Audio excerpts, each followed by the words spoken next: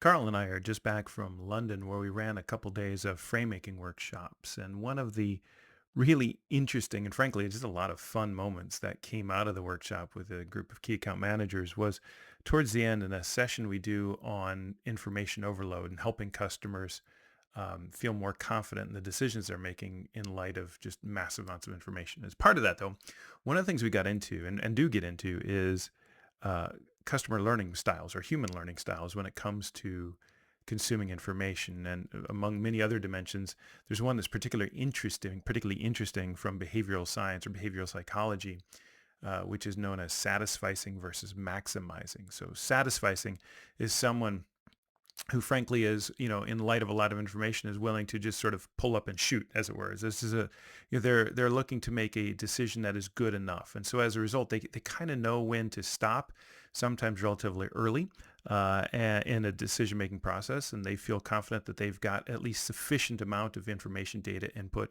to make a decision, and they make the decision, they move forward. Maximizers, on the other hand, as opposed to satisficers, maximizers are never quite satisfied. They're always looking for one more piece of information, one more point of data. And I've done videos on this before, and there's more to come on this because this is such an interesting topic. So one of the things we do is a whole exercise on self-identification.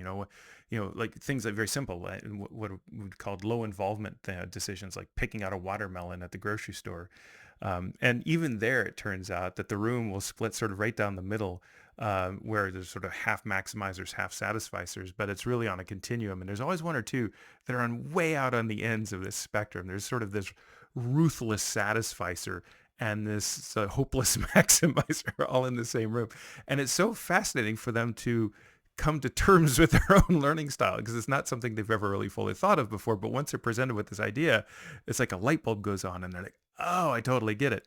For what it's worth in the workshops, the reason why this turns out to be important is because when you engage in framing customers' thinking, helping or being able to identify whether someone has a tendency towards satisficing versus maximizing is important because sort of the remedy in terms of moving a deal forward for one versus the other is actually a little different. For a satisficer, someone is willing to kind of just settle, then in many ways, what's going to be important there is prompting them to think about things that they may have otherwise not thought about or otherwise overlooked, simply because they were sort of in a hurry to move forward.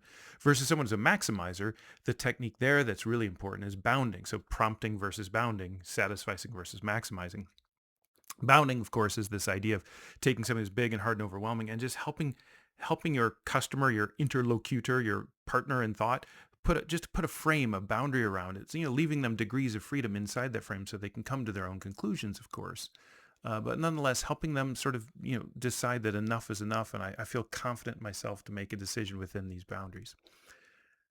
Here's what's kind of interesting. There's a number of things we could do across a series of videos around satisficing, maximizing, prompting, and bounding. But there's one just really quick hit idea that I think is super interesting, which is imagine you are talking to someone who has a tendency towards maximizing, someone who wants to learn, someone who feels the need to go look at more information, to study it more, to kind of determine sort of what's right. And so they're going to go do more research, more prompts in AI now in these days, I suppose. And maybe either you're a satisficer or maybe as a seller, you're just under pressure from the end of quarter, deadline or your manager's sort of urgency drivers. And you present a maximizer with a sort of end of year, end of quarter urgency driver. If hopefully most of us gotten past if we act now, my manager's authorized me to offer you a 15% discount, but we're still kind of at least, 1 foot in that sort of general universe sometimes of trying to create urgency drivers. And most of those urgency drivers are artificial urgency drivers around things that frankly aren't going to really help your customer involved in maximizing feel any better about the decision. In fact, it's a really interesting question to ask yourself. What happens when a maximizer feels trapped or forced into making a decision before they're ready? They're never going to feel particularly good about that decision. And so it raises and when you start looking at things through this lens of satisficing versus maximizing, you begin to actually then be able to identify customer behavior across that spectrum, something we've never really been trained to look at before in sales. Then you begin to understand when urgency drivers, frankly, are maybe aligned with customer buying, but sometimes in deep discord. Is that bad? And they're the antithesis of what customers want to do. And then I think it's really important to begin to think about this strategy of bounding versus urgency. It's not to say we can't help that customer make a decision quicker, but how we help our customer make that decision quicker turns out to really, really matter. Is it with false urgency, or is it with helpful framing, helpful coaching, helping them see that there are boundaries, that some things are more important than others, and help them based on social proof or other people like them see that there is an effective way to prioritize their thinking and make a decision that they feel good about. So the next time you've been asked or maybe decide it's a good idea to offer your customer an urgency driver, perhaps because it's the end of the quarter, ask yourself in particular, is it going to be helpful in general? And is it particularly going to be helpful if this person is a maximizer? Because I think in many ways it could actually go south in the moment, or certainly go south down the road.